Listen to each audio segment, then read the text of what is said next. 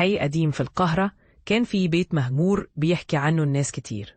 كل الجيران كانوا بيقولوا إن البيت ده فيه حاجة غريبة، وكل اللي حاول يدخل هناك مفيش حد رجع يكمل.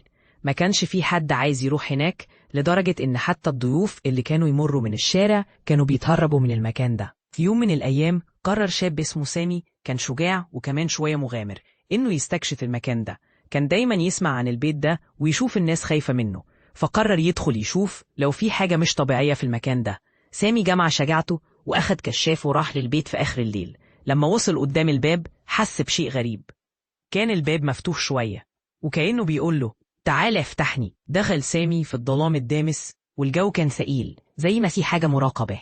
كل خطوة كان بيخطوها كان الصوت بتاعها بيعدي في المكان، وكان سامي يحس إن في حد بيراقبه. لكن لما يلتفت مفيش حد. مشى شوية لحد ما وصل لقاعة كبيرة، وكان في ضوء خافت بيجي من فتحة في السقف. الظلام حواليه وكأنه بيحاول يقبض عينيه. وفجأة في الزاوية شاف شيء غريب. كان في ظل كبير بيظهر قدامه. الظل ده كان شكله مش طبيعي، مش زي ظل الإنسان العادي. كان الظل بيتحرك لوحده وكأنه في حاجة بتسحبه. سامي كان بيشعر بالقلق، لكن الظل كان لسه واقف في مكانه. وأخد سامي خطوة اتجاهه، لكن لما قرب منه الظل اختفى فجأة وكأن الأرض ابتلعته.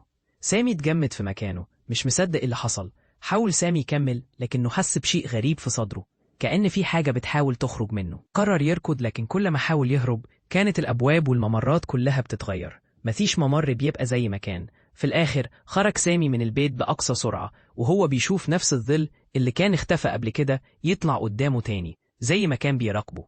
من يومها مفيش حد قدر يدخل البيت ده تاني. كل اللي بيمروا من قدامه بيحسوا بشيء غريب، وكلهم بيقولوا إن الظل ده مش مجرد ظل، ده شيء ما بيختفيش لو قربت منه.